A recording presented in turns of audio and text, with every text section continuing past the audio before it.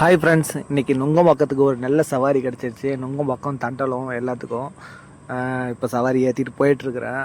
போயிட்டு அவங்கள ட்ராப் பண்ணிவிட்டு வரணும். நான் எதிர்பார்க்கவே இல்லை. எதர்ச்சியாக போனேன். திடீர்னு ஒருத்தர் கை போட்டு கிரகப்பிரவேசத்துக்கு போகணும், சவாரி கிடைக்குமா அப்படின்னாங்க. சரி கிடைக்கும், வாங்க போகலாம் அப்படின்னு சொல்லி கூட்டிகிட்டு வந்தேன். சைடில் பாருங்கள் எவ்வளோ அழகாக இயற்கை காட்சி இருக்குது. இது நுங்கம்பாக்கம் போகிற வழி.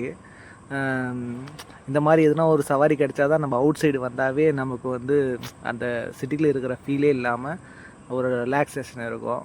நம்ம எண்ணங்கள் நல்லா இருந்தால் நம்ம செயல்களும் நல்லாயிருக்கும். நமக்கு தேவையானதும் ஆண்டவன் எப்பவுமே கொடுப்பான். ஆண்டவன் மேலே நம்பிக்கை இருக்கோ நம்பிக்கை இல்லையோ அது அடுத்த விஷயம். நமக்கு தேவையானது கிடைக்கும்.